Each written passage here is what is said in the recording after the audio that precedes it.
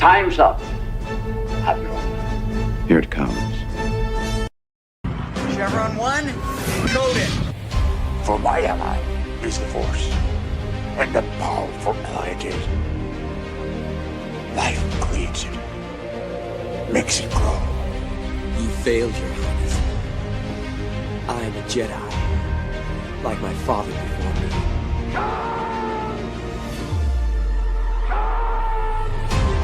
Cry hammer, and let's set the dogs of war. Chevron 2 encoded. Conan, what is best in life? Crush your enemies, see them driven before you, to hear the lamentation of the women. It's all in the reflexes. Paul also said you're heavy into martial arts, Tai Chi and all that killer stuff. I suppose we have to register you as a lethal weapon. Chevron 3 encoded. And somebody ought to belt you in the mouth. But I won't. I won't. The hell I will. Chevron 4 encoded. Do you expect me to talk? No, Mr. Bond, I expect you to die. Chevron 5 encoded. You take the blue pill. The story ends. You wake up in your bed and believe whatever you want to. You take the red pill. You stay in Wonderland. And I show you how deep the rabbit hole goes. Chevron 6 encoded. Not while you can, monkey boy. Great Scott. Back off, man. I'm a scientist. You shall not pass! I thought I'd die fighting side by side with an elf. What about side by side with a friend?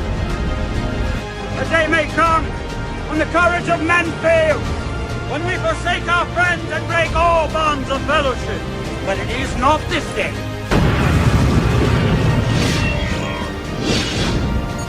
Chevron 7 is locked.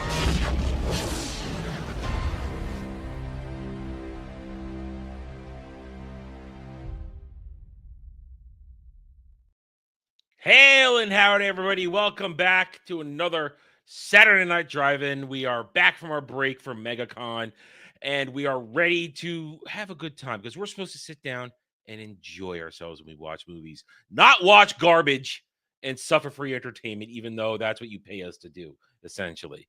I am joined, as always, by the Ginger. Hi, Jed. How you doing?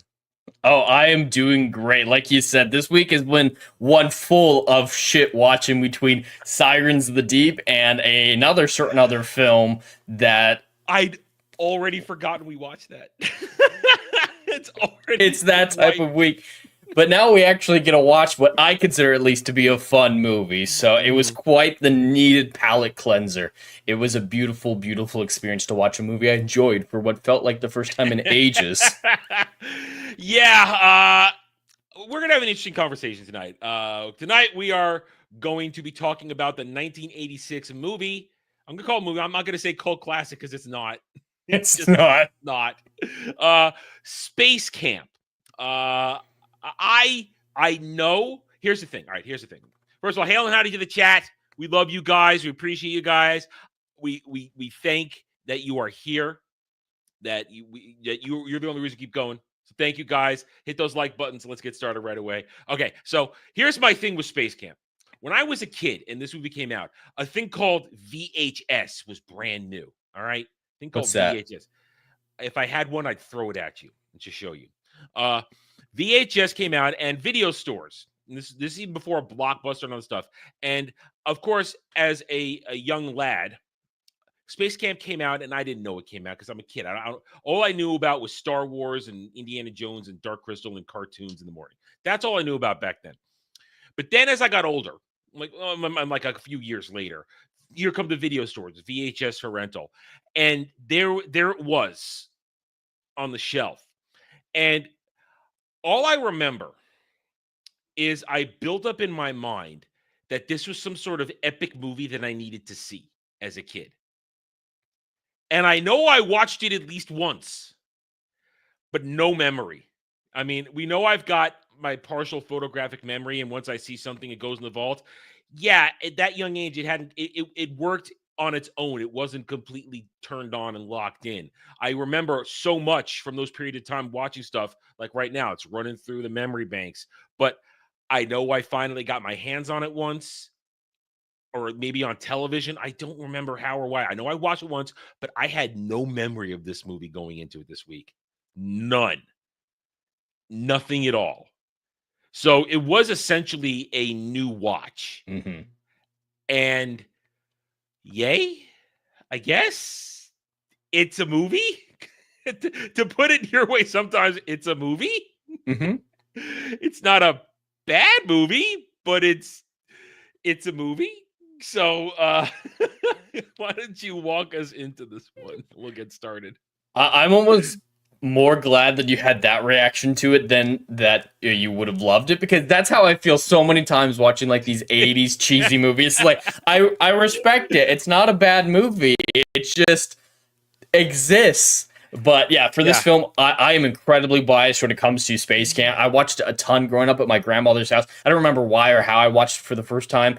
Obviously, it was well after it came out, and it was on VHS. I did watch it on VHS growing up, but I'd forgotten a lot of it because I hadn't seen it in a few years. I'd forgotten Jinx was in it. I'd forgotten that there was a robot that caused... I have a lot of problems with Jinx. But I want to make a comment, just as a serious comment. I would not be surprised if this is the movie, considering you said you watched it as a kid, that sparked your interest for practical science fiction, for practical science and science fiction. Could have been. Because this movie is jam-packed with it. It has got the practical, hard space travel science that you really love. Mm-hmm. So I wouldn't be surprised if this was the kernel of it. Before we get going, though, I want to mention one thing. If you guys are watching my chat, they pinned comment at the top of the chat. We haven't had a chance to promote it since I put it out this week. So this is the first time doing it. That's why I'm going to extend it another week, because we haven't had a chance to get you guys in the stream and on other streams going to it. The poll for the chat choice first quarter February 2025 movie. I know that's a big mouthful to get out there, but the poll is up. I know I said there'd be 5 movies, if there's only 4, because I forgot YouTube gives 4. For some reason, I thought it was 5 on the community tab, but there are 4 up there. It's currently a very close race. So you guys, if you haven't voted yet, go vote. And this time next week, I'll say this roundtable next week. End a roundtable next week. We will close the poll and announce what our drive-in movie will be for the following week. Also, because my choice for next week, I really think it's important that I choose the movie for next week for reasons that'll become apparent at the end of the show. Anyway, so go vote. Link pinned in my chat, and also if you go to my community tab, it's there. Either way, okay, now, as I was saying, so I wouldn't be surprised if your love for hard, practical science fiction space travel comes from this movie. I wouldn't be surprised. It's entirely possible. I mean, at that age, I wouldn't have any idea to recognize that it was more practical and more realistic. This film isn't super realistic when it comes to its physics, but it's far greater than the average of films from any decade. Just it is more scientifically accurate than the majority of what we get. One piece of scientific accuracy that I really like, that it's kind of in the realm of nodding at real science, but not really going the whole mile, is, I doubt you realized it, but when the sun disappears behind the Earth at one point, that was a little weird. It turns red in the atmosphere, and the practicality of actually seeing that is debatable at best, but they knew enough to know that at that angle the sun would turn red because of how the atmosphere is stretching out the light, because that's why sun looks different at sunset and sunrise, because it's got further to get to you, which changes the light spectrum. So I appreciate little things like that. There are other things that aren't all that accurate, like the Daedalus. I have problems with the Daedalus, especially when we get to the oxygen retrieval scene. Oh, I have a big problem with that, because something doesn't quite make sense with that. I think I know exactly what we're talking about, but we'll get there. And then Max stretches the believability for me, because even in today's world, I don't believe we have the technology to have that intelligent of a robot. I believe we can have the hardware for it, like how it moves and whatnot, remote controlled or something like that. But Jinx. I kept doing that all through the movie last night. Max too. I have a lot of problems with Max with too. Max. But yeah, Jinx. He's not super realistic. He's way more intelligent. He is an artificial intelligence, Yeah. but the movie's just like, yeah, he's just a fancy wrench retriever. Jinx is there's a big problem with Jinx and how he's treated in this movie that breaks my suspension of disbelief. I know it's a movie, I'm supposed to not worry about it, but there are certain moments in this movie that breaks my suspension of disbelief because I'm thinking, no, this isn't possible. I do like that they use him to cause the accident instead of it just being a pure accident, because like you said, that's a 1 in 4 million chance the accident that happens, and so it makes it a lot. Problem. Yeah, that's right. My problem is his existence in a certain fashion, but we'll get to that when we talk about it.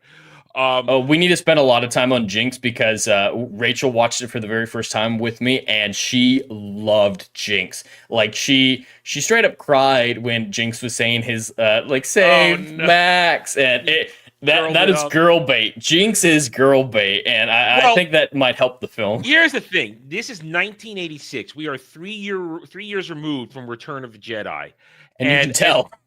You can tell. And listen, that's one of my problems with the movie. Really? The Star Wars references were super fucking cringe. I was going like this. Oh. You didn't like use the Force, Luke. Reach out with your feelings. Because here's the thing. As a kid who literally grew up, I am essentially Max's age during that period of time. Yes, I'm old. Live with it, all of you. We didn't behave like that. I mean, we played Star Wars in the park and stuff like that, or at school in the playground. But when we weren't on the playground playing Star Wars, we didn't talk like that. You could turn it Star off. Wars. Yes, we didn't take Star Wars into everyday conversation. I didn't walk around my house going, "I'm here to save the princess." I wasn't going, "The Force is with me." Yes, did I sometimes be sitting in a chair and try to force yoink something into my hand? Of course, every kid did, but that's a silent playing moment. You're not walking around going like this. Or the automatic doors at grocery stores. That was a big one when I was growing up. Well, yeah. I mean, you knew it. You knew what it was, but you would pretend that you were over exactly. That's different. You're interacting, go through. But I didn't talk like Star Wars all the time. I didn't call people the princess. I didn't call people the Empire. I didn't do that kind of shit. I know it's 1980 cinema hyperbolizing how much kids loved Star Wars, and that we loved it. We loved it. We lived it. We breathed it. This is 86. And the toys were still massive sellers at that point. We're 3 years removed, and my collection only grew at that point, 3 years later. I mean, there was a thing called Toys R Us with aisles of wonderful, magical boxes and action figure stuff. See, when you went to Toys R Us back in the day, there were the aisles, these long, long aisles with toys. I know people don't know what that looks like these days because they have this Walmart and there's shitty little crap in the aisle. But Toys R Us had massive aisles, and you had all the Star Wars stuff there. Star Wars had literally a 20-yard aisle wall, all Star Wars. Maybe not 20 yards. Maybe my little kid memories increased size, but it was large. And then also G.I. Joe and Transformers also had full walls and everything else mixed in on the other side. But that was what it was like. It was 86, 3 years later, still massive, still bringing out new toys. I mean, I didn't get my Emperor Palpatine until 1985 because that's when they released it with the first special order. But we're getting off topic here. Point is, Star Wars was prevalent in everything, but normal kids didn't behave like Max. I don't think Max is a normal kid. I don't know what Max is. Well, do you know who plays him? I had to look it up to know.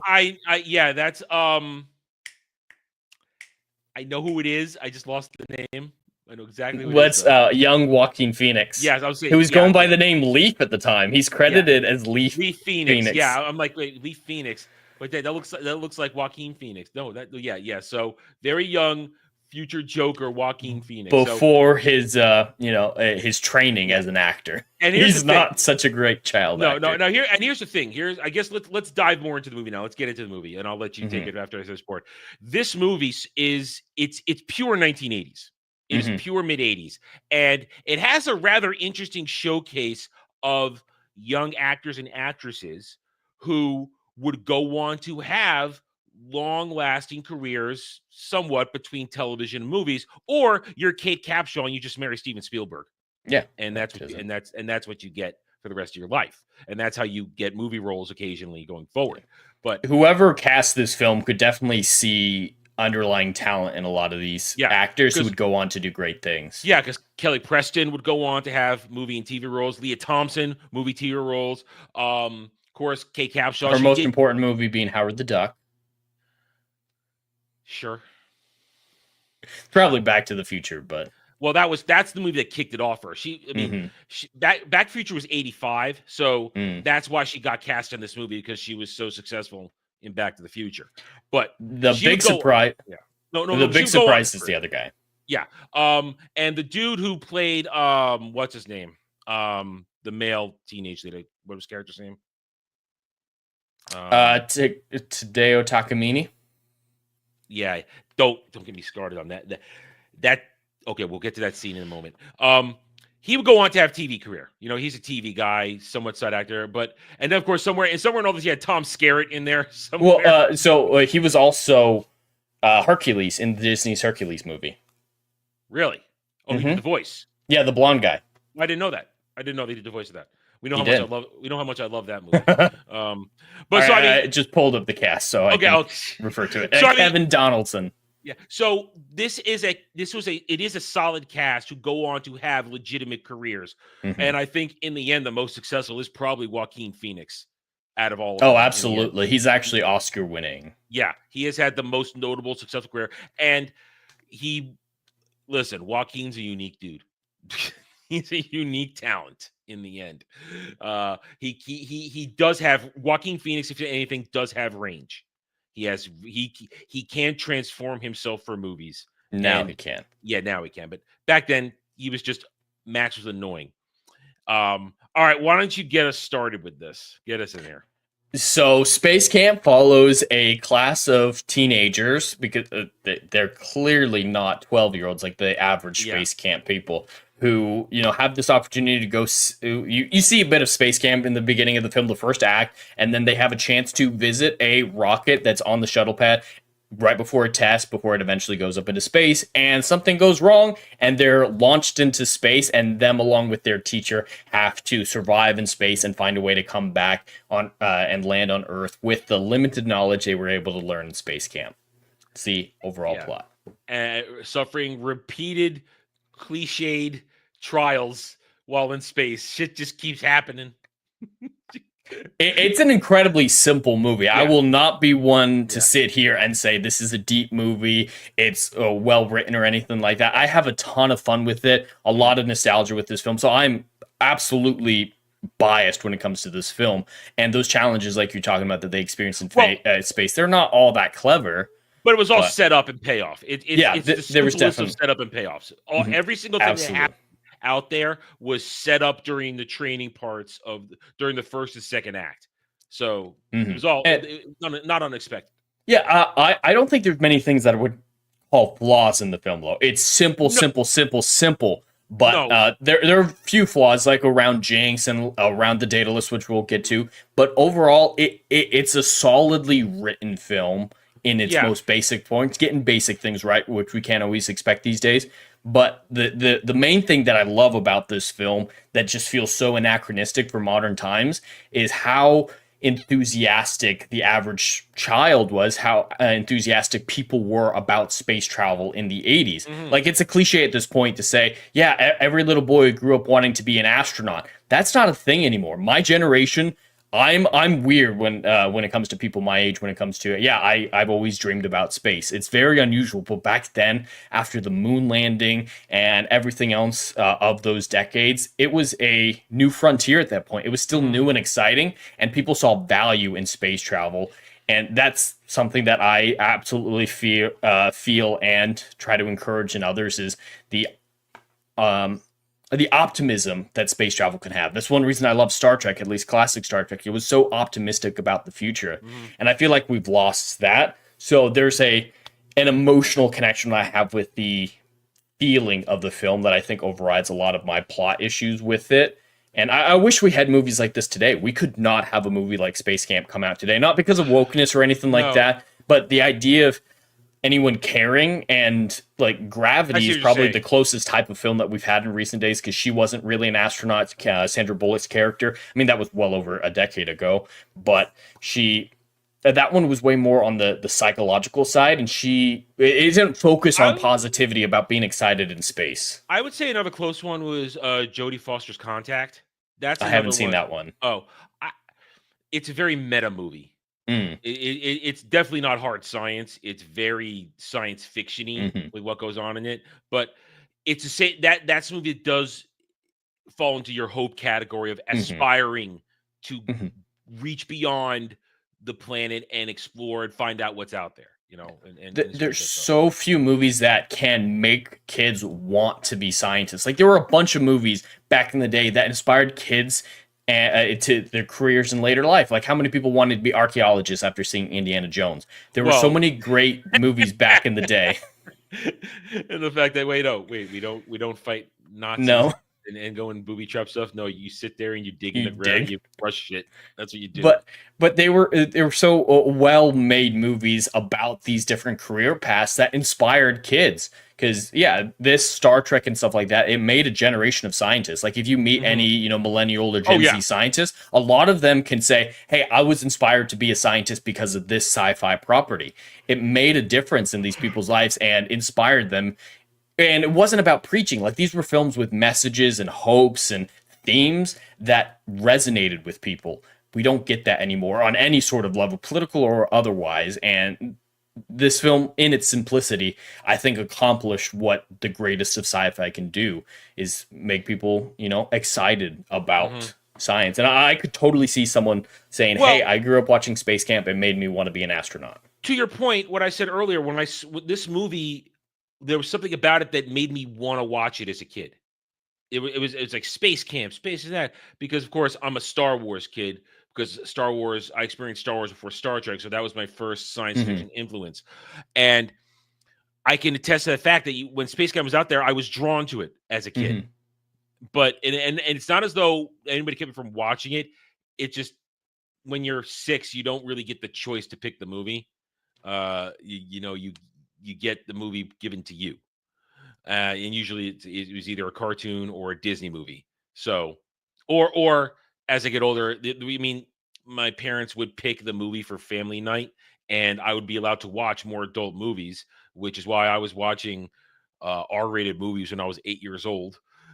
Because hey, I saw a lot of stuff, and there was the deal. The deal was made.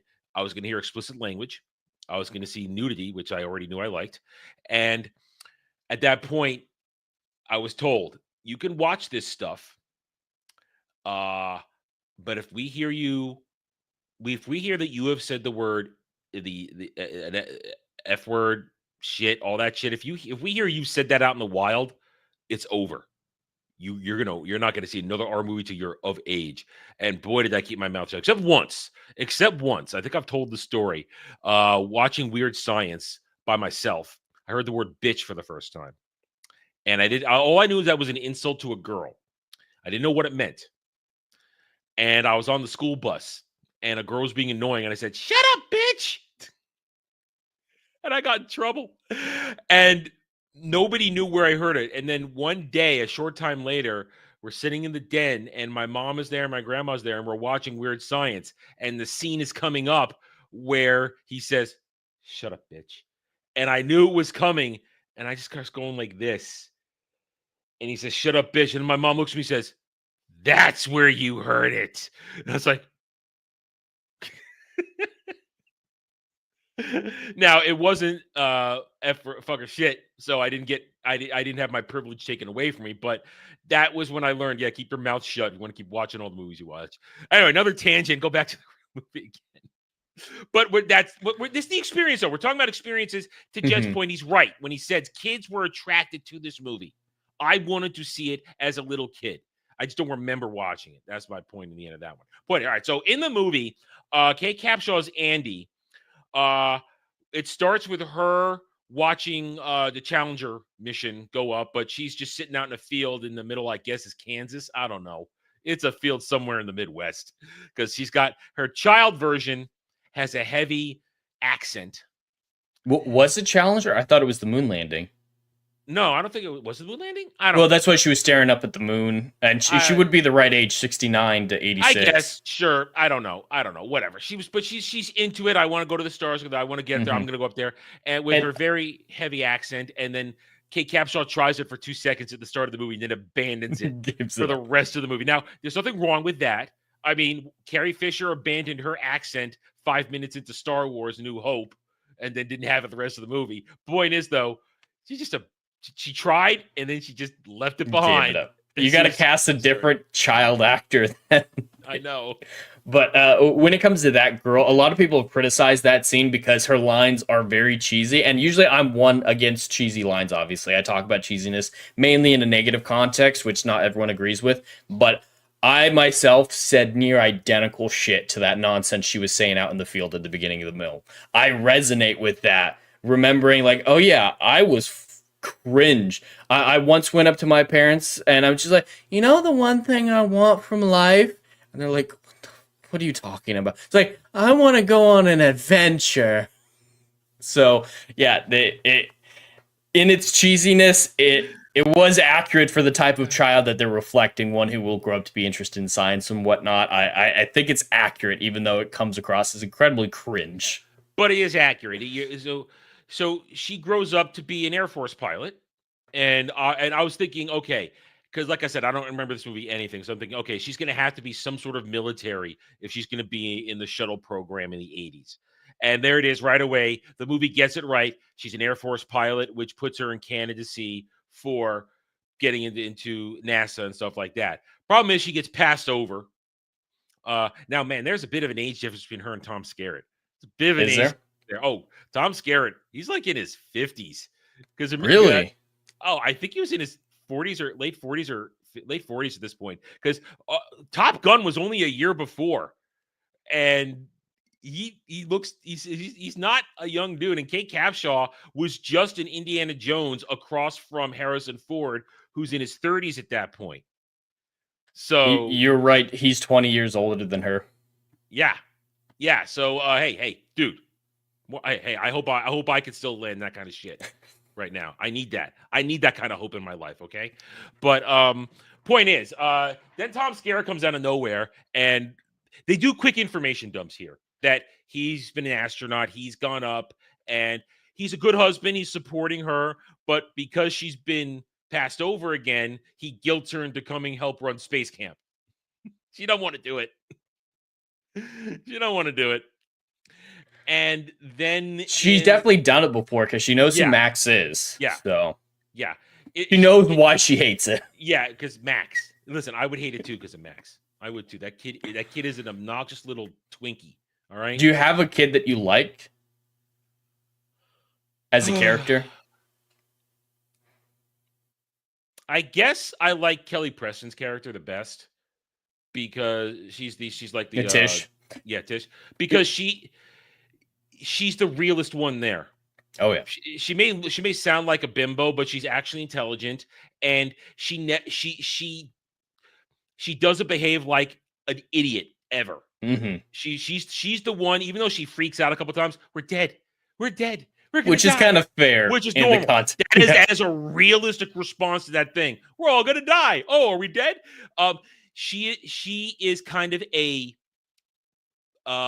stabilizing influence because of her eidetic memory and her ability to talk straight is the best way to put it. She could talk straight to you, and you don't hate her for it because she's not being mean. She's just talking at you.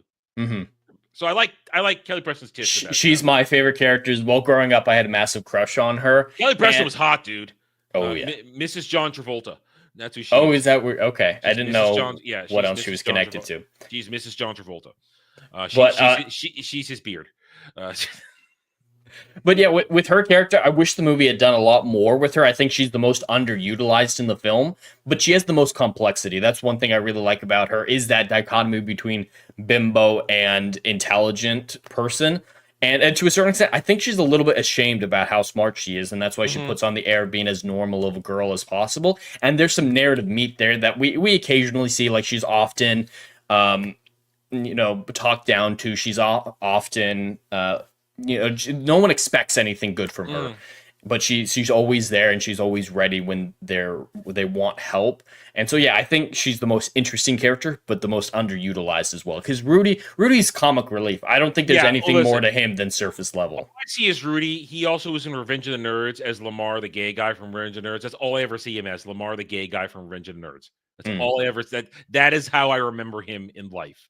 So, but here's the thing. Also, now back in the day, there was no Mary Sueism going on. Today, they could turn Tish easily into Mary Sue because of her eidetic memory. And there's a moment that jumped out at me. I thought, if this was today, they would have done this, but they did in this movie when they're saying, we need to pilot the ship. And they say, Tish, how do we do this? She goes, I don't know. I never read that book. That it makes her, if she had read it, she could help. But it's not a superpower that you can just activate. If she doesn't have the knowledge, she can't use her memory. And that's why it's a good thing that the way they treat her in this. They don't turn her into the save all Mary Sue. It's like, oh, let's use Tish's ultimate memory to get out of this. No, she only knows what she read. So it's an intelligent use of a character's special quality, but not overused to break the movie, which forces Leah Thompson's character to then pilot the ship or go with her own personal struggles that she goes through in this movie about being, I believe it's one thing to be bossy, but it's another one to be the boss. I'm paraphrasing, but you know what? But you're 100% correct that a modern film would capitalize on the feminism of not just Tris, but I think Tish, but also Andy and Catherine, because they're both well accomplished and very intelligent women, but they're absolutely not Mary Sue's. Like Catherine, she would be the perfect captain in a modern day adaptation. She would need the man for nothing. She would need Kevin at no stage. But yeah, she's intelligent. She's worked very hard for this. She's a good pilot of real aircraft, but she doesn't know how to act under high tense situations. There are times where she can't make command decisions. And that's when Kevin shines through, because as much as he says he doesn't care, it gives him a quality to think about something rationally when it comes down to it. So I think the character work is actually incredibly solid for the length of this film and how many characters it's balancing. A lot of them are incredibly consistently written, and there's subtlety to it. And I'm so glad that this didn't come out today, because the feminism angle would have ruined it. Catherine could very easily be a bitch. Andy could be insufferable. And I like, Catherine's shortcomings. I like Andy seeing Catherine and being like, all right, you're like me. I might not have the chance to achieve my dreams, but I can push you as hard as I can to make you fulfill our dreams. Like, I like that character work, and it's very Ender's Game-like to me. If you haven't read the book, so something similar happens where you torture the kid who has the most potential to drive that potential out of them. And so, I think the character works surprisingly strong, with the exception of Max. Yeah, I mean, so we get everybody introduced to the Rebel Space Camp, and you basically, in classic 80s fashion, it's what you see is mostly what you get, with decent, as you say, character development throughout of it. Here's my problem, though. Here's where I start having problems with the movie's rules of engagement. Let's just say of Space Camp. We know Kevin is supposed to be there. He was signed up. He's supposed to be a part of it. During signing, because he gets a hard-on for Leah Thompson, he steals another dude's badge. He was not supposed to be a part of the shuttle team. He's supposed to be of something else, whatever the other teams were, because every color group was a specific team. It's not like you're rotating to get a chance to try everything. No, you're there to learn that thing at Space Camp. And the moment he's at a roll call for shuttle team and he's not on the list, and he shouldn't. Why is he still there? I have a very large problem with the story. Why is Kevin allowed to stay on that when he is clearly supposed to be someplace else, and that other poor son of a bitch gets relegated to where Kevin was supposed to be? Well, and he confesses right off the bat. Like, he doesn't try to hide it. He's just like, that's actually pronounced Kevin Donaldson. Yeah. the movie, the whole concept of that, it loses a little legitimacy for me right there, just a little bit, because like he shouldn't be here. He should have been like, okay, if this was a real life situation, okay, kid, haha, go to where you're supposed to be. Let's bring in the kid who is supposed to be here. That's how it would happen in a real camp situation. You don't get to decide. Oh, I want to do this one because I want to F Leah Thompson. You know that you don't get to do that, but he did. Because it's a movie, and that's and they're the romantic interest of the movie, those two. So I don't like that. And then Max talking his way into it. I've been here for 2 years already. Why can't I go on the big kid ride, Mom? I don't know. It's just I don't understand. And why is he allowed to be there? Because he has 180 IQ. Granted, that's a bigger IQ than I have. That's pretty high. Yeah, that is genius level IQ, and we see that when he puts Jinx back together later, he does obviously have an understanding of robotics, but he's still he may be a genius, but he's a child, and he's not like one of those awkward genius childs. Because the thing about genius is when your IQ gets that high, you have terrible social skills. Because your brain is overridden by your intellect and you don't know how to read the room properly. And maybe one could say Adam, he's his Star Wars obsession is his awkwardness. No, they didn't understand that much about that kind of shit yet. They were simply making him a Star Wars nerd, how they thought a Star Wars nerd behaved as a kid. So that's what they did. But the whole thing is this then. So they put this team together, which should not be together. And let me ask you this. How do you feel about the team relationships, how they build in this period of time? Because we're going to get a classic 80s montage in this. Yeah. Classic. It's incredibly underdeveloped. And obviously, like you're saying, there's the montage and then there's the coming together and the moment of crisis later. I don't think it's developed super well. This movie needed to be probably a miniseries. Like you need more time to develop a lot of this, to develop Tish, because Catherine and Tish only really have one conversation on the bunk bed, and then they fight the rest of the time. Whereas that's not set up properly. Like there's no antagonism between them in their private scenes, but in the group scenes there always is. And I don't think it's initially done well. I think it's resolved decently in actual space, but the space camp portion is just training montage. The training montage is it's all the setups. Like here's Catherine struggling to pilot the ship properly because she's gonna have to do that at the end.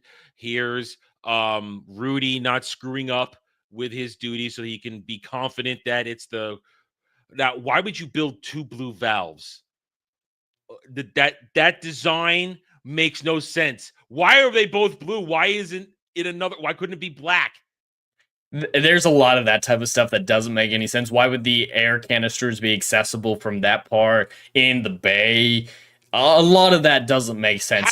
How does she screw up with the hose and get fired? She did it right a second ago. That's what I'm saying. The dataless sequence is nonsense, especially about one aspect, which I'm almost certain you caught on. So, all right, there's two. All right, so let's get through Space Camp, and then we'll jump to the meat of the movie, which is the accident and what. So, but we can't to get there. We have to talk about Jinx, like you mentioned. Mm-hmm. Okay, so they get introduced to Jinx, who appears as comic relief right away to bop Kevin on the head, and they mention Jinx is a $27 million project that has zero oversight. And they let a little kid mess with it all the time. I don't care if he's a genius, he's still a kid. And they let him keep it even. They already busted him in the closet with it. They let him keep it there. They are more angry that Kevin and Catherine went to make out on the beach while watching the shuttle than that that Max has a $27 million robot in a closet. That doesn't make any sense to me. I don't get it. I don't get it. And Ariel, we know we don't generally do questions in this unless it's a serious one. I will answer this though. V was a miniseries in the middle of the 80s, so I guess around the same. V was the 70s, wasn't it? Was it the 70s or 80s? I don't know what V is. It was 80s. it's an alien invasion main thing where they lizard people masking as normals. It was a big thing. Yeah. I think it was mid 80s. I think it was mid 80s. But you're 100% in saying that Jinx causes a lot of plot issues. I get the girl bait. I understand why the cuteness factor helps a film like this. And I mean, it helped Mandalorian a lot with the cute factor, but it causes plot issues. Jinx is too intelligent for the era. He's too intelligent for the now modern era as well. But then, yeah, how people react to him. Oh, it's a $27 million project, but his chips get a little wonky after a few hours in space, so he was entirely abandoned. It's still a $27 million robotics project that is essentially, like you said, artificial intelligence. It can interact, it can think for itself. It apparently has Wi-Fi in 1986. That was a bizarre scene when it interfaced with all the computers by lighting up. I mean, let's be honest. Yeah, it literally has Wi-Fi. It literally has Wi-Fi, and let's be honest. It's an R2D2 situation in the mid-80s. It is a cute robot. It's all right. Jinx, love Max. I like the voice. Best friends forever. But I think the movie would have made a lot more sense and plot-wise without him. I think the movie is more enjoyable with him. Like, it's cheesier, and I think it works for the film. I like the film with him in it, but I think you definitely need a rewrite to justify his existence, because he serves an essential plot function later on, but you need to do more work, just like you're saying, to justify him being that intelligent, being in a position to be kidnapped by Max, basically stolen by Max, and why no one cares about him. Because when we see him at the beginning of the film, he's literally just grabbing wrenches for mechanics, but he's intelligent enough to recognize wrenches. That's visual intelligence. Like, his eyes work enough that he can establish what he's looking at and respond to it.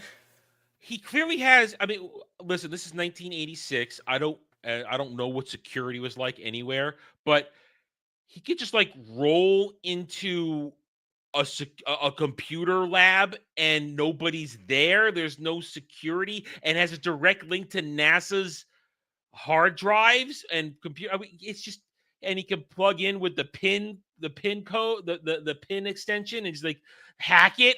What's going on here? It's bizarre. It is absolutely bizarre. Jinx is literally a plot device. He's there to cause the problem with the Deados, because then Max makes this whole thing. I wish I could go to space. I want to go up there. Well, you got to frame this a little bit more for why that happened. So it's all right. Well, that's my other problem. All right. So after this happens, because Max and Jinx helped Kevin sneak out so that he could mac on Leah Thompson, Catherine, and they get busted. Now, I find it interesting how quickly they got busted. There was like no. Yeah, well, how did they find out? How did Andy and Zach check. find out? It'd be one thing if like, okay, room check, curfew check, bunk empty. Okay, what's going on? No, they just walk in and know they're gone. Little plot hole there.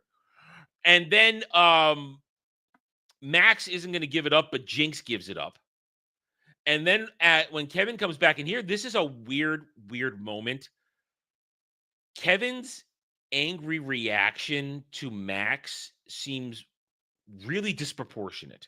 Well, I mean, that's how you would react to him, it sounds like. Well, no. I mean, you're not in Star Wars. You're not Luke Skywalker. There is no Empire. You know what I mean? He's more angry because Max didn't give him up. He doesn't know that. I know that, but it's also, he is a kid and he's yelling. It is projection. It is irrational, but I can see him making behaving that way, because when you especially, I can understand this. And when you're in a subordinate position like that, you can't yell at your superior, so you find the person who you feel like you do have authority over, you do have power over, and you take out your frustrations on them. He does take it too far, and focusing on the Star Wars stuff is weird, but I can see him making the decision to go a little hard. They take it too far, but Max being the direction that his frustration ends up going, I can see, though. But every other extra in that room could have said, yeah, Jinx did it. They were all there. They were all there. And I don't think Kevin would have cared in that moment. Like, it wasn't about being told on. Something's just off with me in that moment. I feel like it's a little too far with how he acts. It's like, never talk to me again. It's just like, dude, he's what, 10? He's like, what, 10, 11 years old? Come on. I mean, he's a kid. So then explain what happens with Max and Jinx then, which sets us up for the actual event that gets the movie. Go ahead, do it. You do it. Jinx and Max. Yeah, you do it. I don't want to do it. So yeah, Max runs away from Kevin, all upset about that, and he just like whispers to himself on his own, "I wish I was in space." And Jinx takes it like, "He's my friend. I'm gonna do that." So he runs to Max's mainframe, connects to it remotely by lifting up his shoulders and doing a spinny light display. And then NASA's like, "What can NASA do for you, Jinx?" And Jinx figures out with the help of the NASA mainframe that if there's this certain type of accident which has a 1 in 4 million year chance of happening, like it's not just a 1 in 4 million chance of happening. It's it's complete impossibility. But if one of the boosters accidentally lights, they can't stop it. So the only way to prevent the rocket from, coming up and then falling over and crashing and killing everyone, they have to light the second one and get them into space. Otherwise, the people on board will die. I wish that there was a little bit more in the space camp element. The idea that I've always thought is that there was some competition at space camp to say, hey, you win this thing, and the prize is you get to sit in the shuttle for this fire test. They seem to get it because they're the shuttle crew. That's why that's the explanation that seems clearest to me. You're the kids who are playing show, because every other kid team had their place at what is essentially what did they call control? We'll just call control. Control. What they were going to do there. So it just seems so unfair that that is way cooler than anything else you could do. And I think making a prize would work better and tie in a lot more momentum into the space camp portion if you're trying to win this competition or whatnot. It would have. You could have had antagonistic teams, like, oh, here's the bully team, here's that. We're doing this point, but no, it's just, okay, you're going to get to sit in the shuttle, they're going to do a test burn, and you're going to feel it, and then you're not going to go anywhere. But it's underdeveloped. Yeah, but because they make it a point, because Jinx takes everything literally, he triggers it, and they're forced to launch them into space. And it's a very strange sequence where once Andy realizes what's happening, she makes Catherine get out of it, and they can't get Catherine in the chair, which I found a little strange. It shouldn't be that hard to scramble into the chair. I don't know. Well, they were already launching. The thing was shaking. There was and she's freaking out. I can see that as being believable with the orientation, everything that's going on. One thing I want to mention before they go into space is no one else watching this will notice this. This is just me being a sci-fi or a science nerd. The credits actually get it right. Space Camp is not in Florida. It is not within driving distance of Kennedy. It's in Huntsville, Alabama. And the credits say filmed on location in Huntsville, Alabama. So they moved Space Camp to Florida just so that they could do that. And that feels contrived.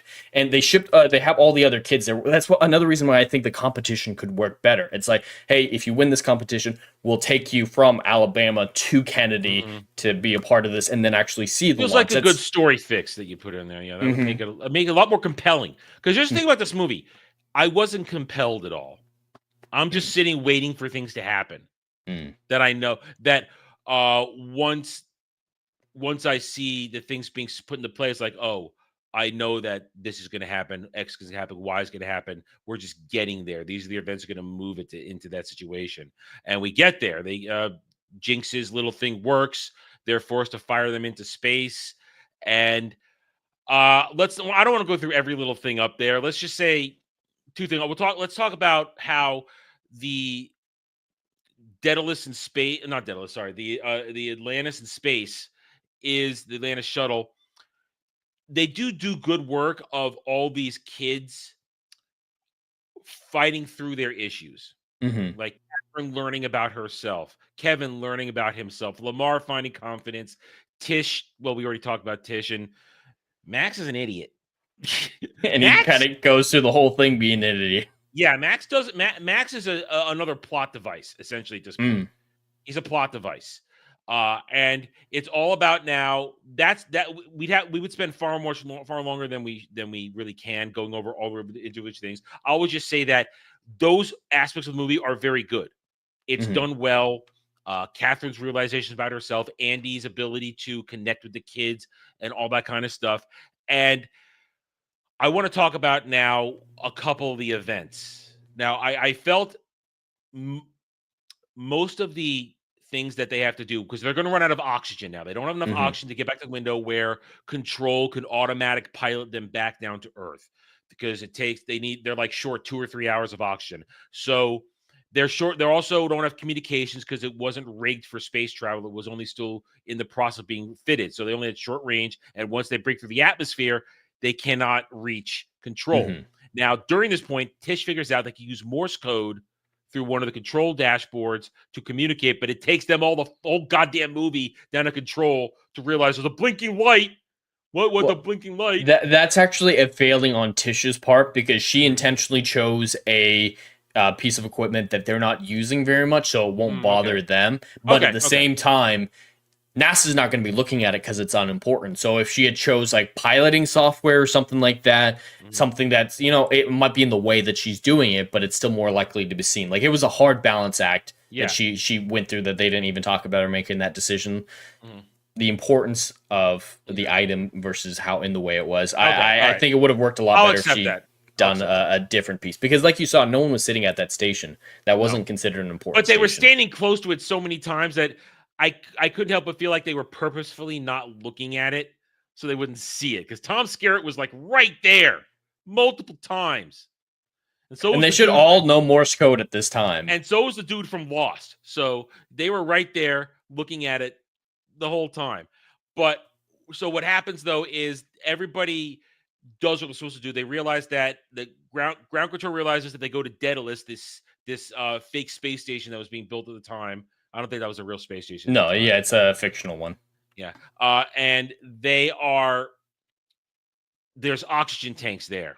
So Andy realizes it too, and they're going to go there and get it. And here's a major problem I have, and I want to see if this is what you think I noticed. So, before we move to that, this is actually my favorite part of scientific accuracy in the film. So they talk about needing 12 hours from their current orbit before the launch window opens to land at Edwards Air Force Base in California.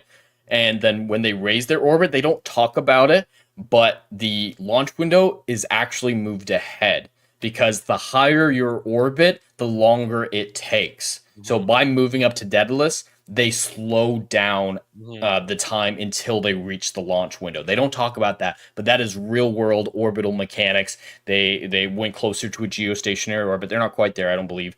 But yeah, just that simple thing. They didn't need to talk about it, but the launch window was extended because the oxygen ran out well before the launch window, when originally that's when it was supposed to run out. And so I really appreciate that. I would have liked maybe them to have mentioned it, but the fact that they thought about it enough to get it accurate, they knew to move the launch window when they raised their orbit. So here now begins the situations of setting up challenges for our team. And up to a point, I'm okay with them, but then things just seem to, for me, happen for plot purposes to make the tension rise for other than just to make tension rise. Now, of course, here's my next problem, my real problem with this. When Andy gets all geared up to go fly over with the space jet pack to Daedalus to get the oxygen tank, she can't reach it. And it's like, I'm too big, and then Max says, I'm small enough. Okay. They clearly show that she's too big in her helmet. Her helmet can't fit through. Yes. And they send Max. And Max says, I'm small enough. And then we have a silly sequence about Max wants to go out, but then doesn't want to do it when he looks at the vastness of space beyond the planet. I really like that too, because people do go mad going outside a spacecraft for the first time. You look off into the big black, and what are you going to do? Mm-hmm. This ain't Star Trek. That really is all you can see, and we don't know what's out there. Mhm. So I don't like how he's like, use the Force, Luke, and he's like, oh, it's fine now. Again, that's the cringe. The cringe. It's losing points when it does that. Now, then they send Max over and they tighten the suit. Base suit doesn't fit him. The suit itself doesn't fit him, so they use straps to tighten it. But the helmet is still the same size as Andy's. So how does he get to the oxygen tank? It doesn't make it's still the same problem. Now, it's one thing if she took his body and used his feet to like hook it and pull it out, some shit like that. That would have been funny. But, or if they'd shown her helmet getting through and her shoulders catching. Yeah, but it was the helmet, bunk. You're 100% correct. That doesn't make sense. Max is not smaller in the helmet because the helmet's the same helmet. Yes. But they're gonna get the oxygen tanks. Well, he comes from a different direction too. I know. So, and now she gets one, and then while she's delivering the first one, Max.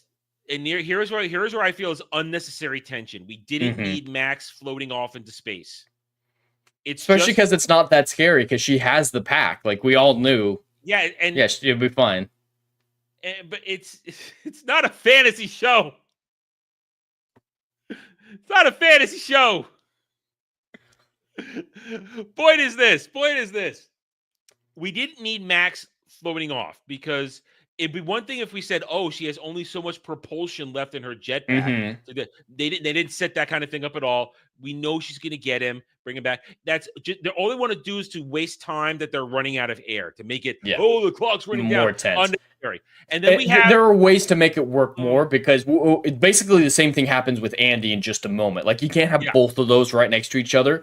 And if I were writing it, I would appreciate it a little bit more scientific accuracy as well. Because if I were in Max's situation, floating out while holding onto a canister, if he pulled that canister towards him and then kicked off of it and let go, that would slow him down a lot to help Andy get there. And then adding in the tension of maybe. But he's a little kid. He's not going to think like, I don't care if it's genius or not. He's not. That's true, but I'm gonna die.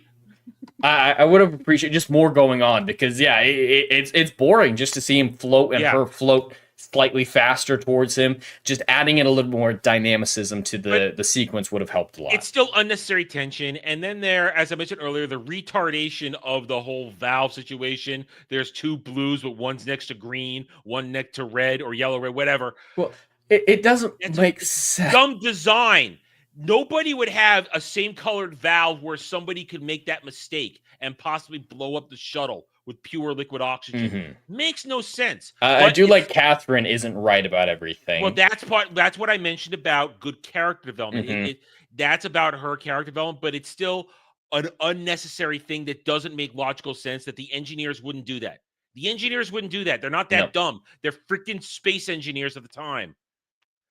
And what makes even less sense is color is harder to see in space. It's actually a thing. So you wouldn't want to color code it to begin with. Yeah, exactly. I was going to mention that earlier. Thank you. I forgot that. And then they have to manufacture Andy being a retard and missing the nozzle and being knocked out. And then that we never find out what her injury is. She's just kind of and then she's fine. Arm. Well, yeah, I mean, we don't know. Yeah, that's what I mean is they don't clarify it. But none of them are doctors on this, so it's not like they could clarify it because we never get. Well, they could at least find where the injury is. It's like, oh, she's bleeding here, or oh, there's. Well, either way, it's another contrived thing because now we have to set up the finale, the climax, where they're going to miss the automatic window because they have to go to the override to save her because nobody left behind. I do like that, like making that decision. The character work, like you said. I don't like NASA just taking over in that moment. Like, wait till they close the doors. The circumstances are retarded, but the character work is good. Is what I'm 100%. saying. Situations 100%. Are. I have a problem with situations, but the work the movie is doing is good. They are mutually exclusive to me. So, and then now the kids. Now here's all the setup and payoff. Now the kids, because Andy's injured, the expert pilot is injured. The woman who could pilot it fine, she's injured. Now Catherine has to be the pilot. Kevin has to be the commander. They all have to work together. They all have to do their thing. You will survive if you work as a team. The whole setup for that shit. And and Andy wakes up during it to give pep talks, this and that. You know, don't worry, use the Force, Luke, kind of bullshit. And they get through it. And that's it. They find out they get a secondary window because they use the Morse code because Jinx barges in there, and they have to fight to get the tiny little robot out. And they notice the Morse code, and they're communicating, and they say go to White Sands, Arizona. Was it Arizona or Nevada? New Mexico. New Mexico. Thank you. I was close. Right area. Which makes sense why those launch windows would be so close together. It was like a 20-minute difference. Yeah, so they managed to do it, and then it's they overcome everything. They work as a team, and then we just see the shuttle land, and the movie's over. I would have liked a lot more with that sequence too, because I think that's the biggest problem with the film is not enough time to actually do anything with what they're thinking. Because this is the Cold War movie, and a lot of the great Cold War movies that we remember have the Russians being involved in one way or another. So them realizing they missed the Edwards, and they've got enough air for a while, but not enough to come back around to Edwards, so we have to go to the Russians and ask to use their landing facilities. Like, I think that might have been an interesting thing to add tension to it. I mean, they do mention earlier when Kevin's being very nihilistic, we're all going to get blown up anyway. We're going to get nuked anyway. What's the big deal? Yeah, they do hint at the Cold War, but I think having the Russians actually being interplayed into it, not in necessarily an antagonistic force, like I don't want space fights or anything, but maybe like, hey, can we use your facilities? It's the only way we're going to save these kids, and then unity coming through it. That stuff's all well, but then the movie just kind of ends. Yeah. I mean, as soon as they land. We needed like a homecoming shot of everybody coming home, and parents hugging their kids. That even though the parents had no role in this, you just get some extras. I feel like you would call the parents and be like, "Hey, your kids are in space." The suddenness of the ending, even though they ends on the high note of we survived, we don't know what happened. We don't know what Andy had hurt. We don't know what happens to. There's no consequences, good or bad. It's nice to have consequences. I don't need a full epilogue, but I need something to really end the movie on. Instead of just a shot of the shuttle landing, or at least like some statement, some like classic historical statement of space travel or something like that. Oh yeah, some bullshit of like Andy went on or something, or I don't know, something. It doesn't end well. It just ends, and so, like you said, as we're back here, this isn't a bad movie. It's just a movie. But this is I'm going to use your own. Whenever I throw an 80s movie at you, I'm going to use your own logic against you now. It's just kind of a movie. It exists in its time. It's not anything special, and it's not a bad movie. It's not a great movie, but it's not a bad movie. It's worth an evening's entertainment. It's nothing.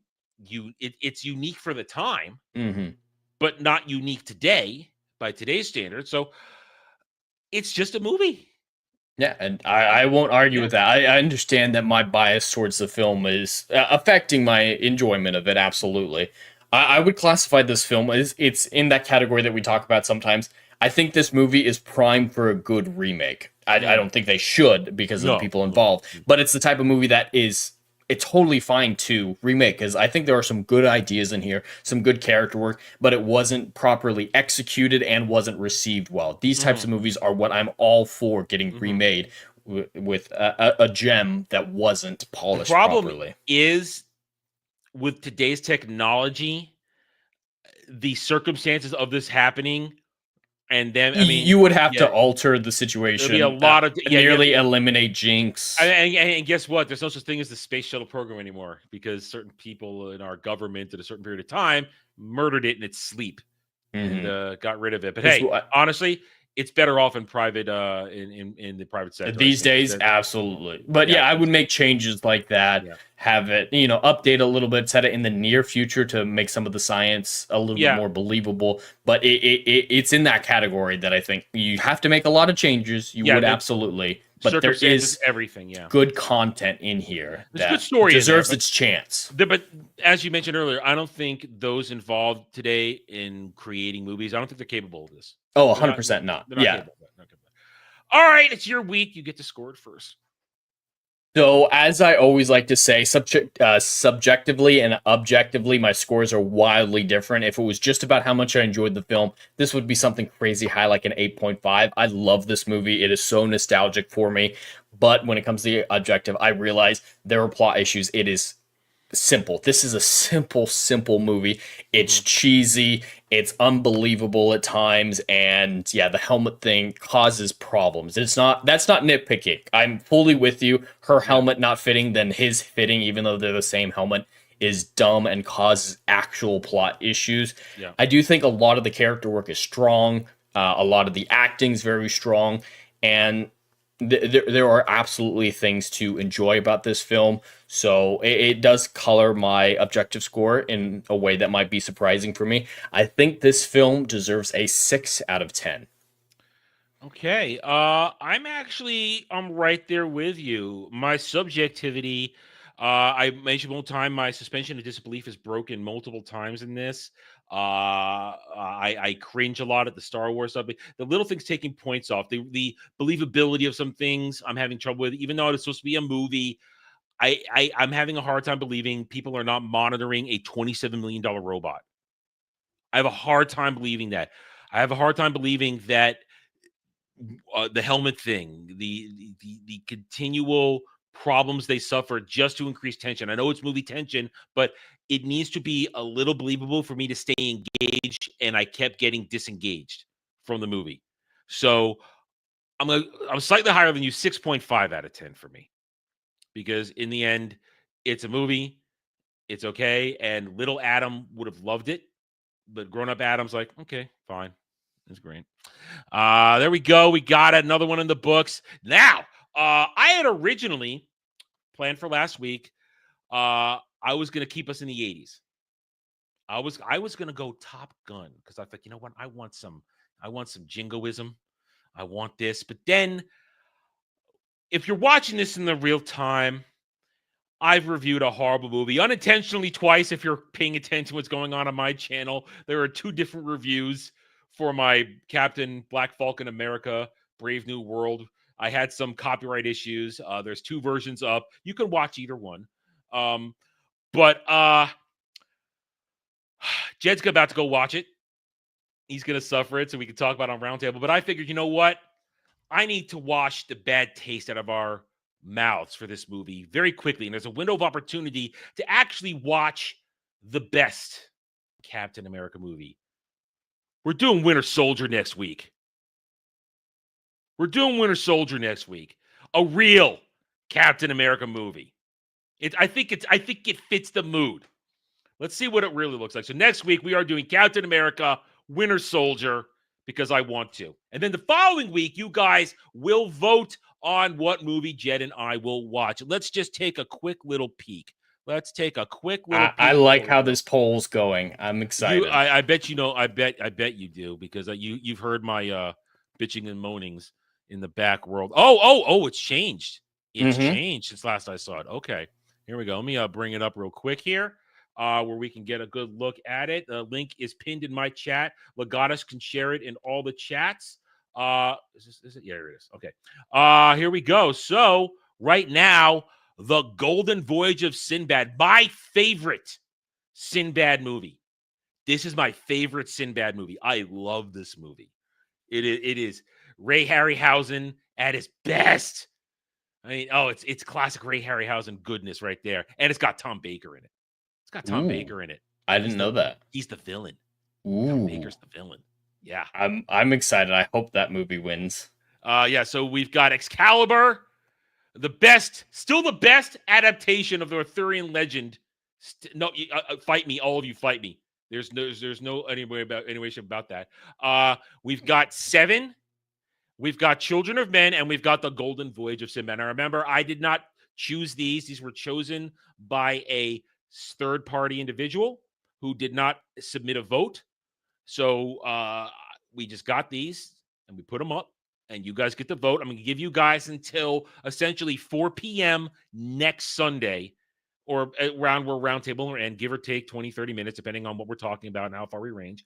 So No, Ariel. Sword in the Stone is not. Sword in the Stone is garbage. I hate that movie. I despise that movie. I hate it. So go vote. Try to only vote once, please. Don't do what Ariel was talking about earlier. Multiple votes. Be good. Be nice. Play by the rules. And there you go. So go ahead and vote on that, guys, and we will announce it at the end of Roundtable next week. And then Jed and I now we're gonna win either way. These are all good movies in their own rights, whether I dislike one of them intensely or not. You guys will be provided with good entertainment either way. All these movies will provide excellent discussions. I can guarantee that. So even though Excalibur has been done in a version of the show, it doesn't exist anymore. So we get to redo that if it does happen. Anyway, there we go. Thank you one and all for joining us this weekend. We hope you have had a good time. If you did, we simply ask that you hit the like button, subscribe to the channel, leave comments. Comments are good. They help with the algorithm. And we'll catch you guys next week. So until then, everybody, take it easy. Have a good night or day wherever you may be.